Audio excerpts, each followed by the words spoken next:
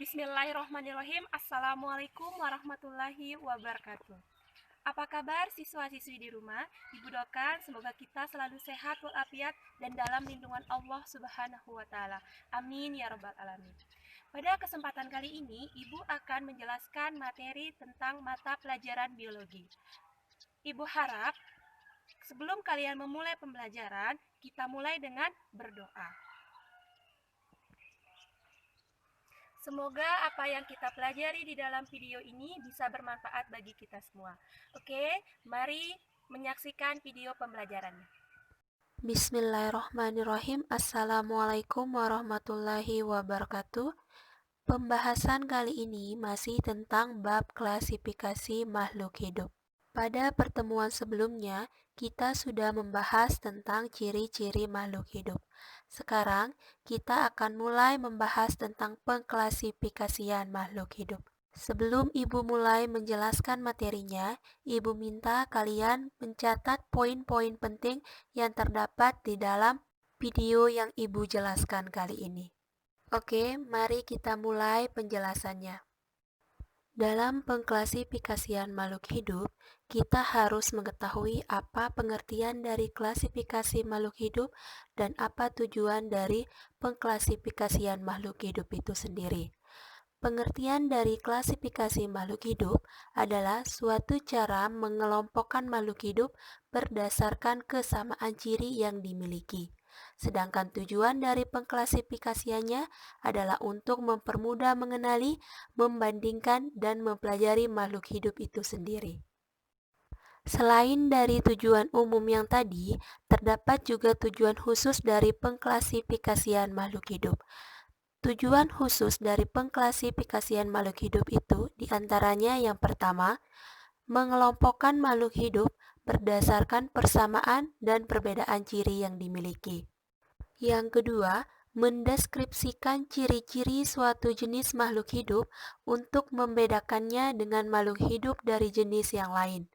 Yang ketiga, mengetahui hubungan kekerabatan antar makhluk hidup. Dan yang terakhir, memberi nama makhluk hidup yang belum diketahui namanya. Di dalam pengklasifikasian makhluk hidup, terdapat dasar-dasar yang harus diikuti.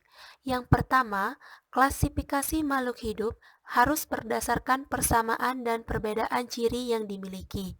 Yang kedua, klasifikasi makhluk hidup berdasarkan ciri bentuk tubuh atau morfologi dan alat dalam tubuh atau dikenal dengan istilah anatomi. Sedangkan dasar yang ketiga adalah klasifikasi makhluk hidup harus berdasarkan manfaat, ukuran, tempat hidup, dan cara hidupnya. Sistem klasifikasi mengenalkan adanya tingkatan kelompok-kelompok makhluk hidup, mulai dari kelompok besar, kelompok kecil, hingga tingkatan individu. Tingkatan ini disebut sebagai tingkatan takson yang dikenalkan oleh Carolus Linnaeus. Berikut urutan takson pada makhluk hidup di dalam bahasa Latin, bahasa Indonesia, dan bahasa Inggris. Kita akan menyebutkan contohnya dalam bahasa Inggris.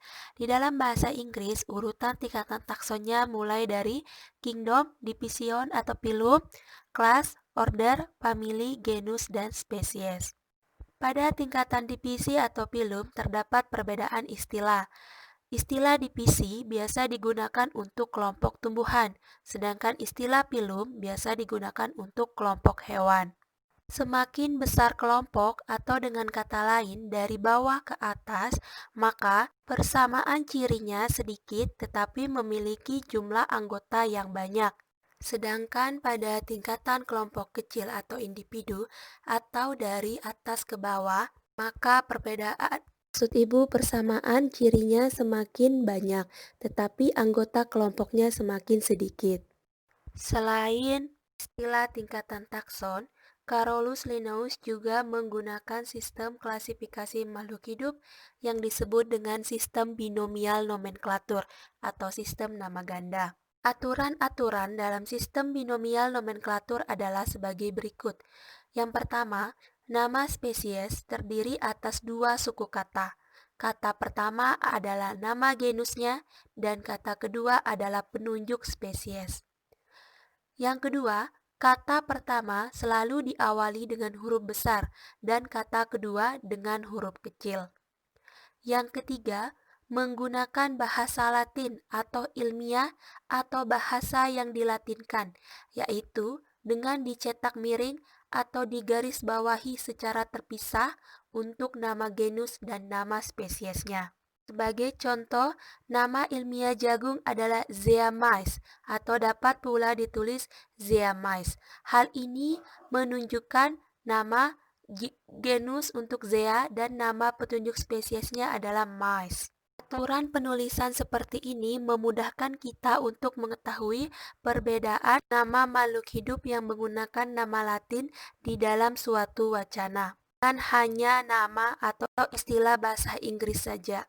Untuk cara penulisan dari nama ilmiah makhluk hidup, kita harus selalu ingat tata cara penulisannya. Jika kita mengetiknya dengan komputer, maka kita cukup memiringkan saja tulisannya. Tetapi apabila kita menuliskan nama spesies itu dengan tangan, maka usahakan untuk menggarisbawahi secara terpisah nama genus dan nama spesiesnya. Kriteria klasifikasi. Para ahli melakukan pengklasifikasian makhluk hidup dengan memberikan kriteria-kriteria tertentu. Yang pertama, kriteria klasifikasi pada tumbuhan. Para ahli melakukan pengklasifikasian tumbuhan dengan memerhatikan beberapa kriteria yang menjadi penentu dan selalu diperhatikan. Berikut contohnya. Yang pertama, organ perkembangbiakannya, apakah dengan spora atau dengan bunga. Yang kedua, habitusnya. Habitusnya di sini adalah jenis dari batang atau tumbuhan itu, apakah berupa pohon, perdu, atau dia semak. Yang ketiga, bentuk dan ukuran daunnya. Dan yang keempat, cara perkembang biak, apakah dengan seksual atau generatif, atau aseksual atau vegetatif. Sedangkan untuk kriteria klasifikasi hewan sama saja dengan pengklasifikasian tumbuhan. Dalam pengklasifikasikan hewan, para ahli juga mengklasifikasi dengan melihat kriteria sebagai berikut. Yang pertama, saluran pencernaan makanan. Hewan tingkat rendah belum mempunyai saluran pencernaan makanan, sedangkan hewan tingkat tinggi mempunyai lubang mulut, saluran pencernaan, dan anus. Yang kedua, kerangka atau skeleton. Apakah kerangka di luar tubuh atau eksoskeleton, atau di dalam tubuh atau disebut dengan endoskeleton. Dan yang ketiga, dilihat dari anggota geraknya. Apakah berkaki 2, 4, atau tidak berkaki.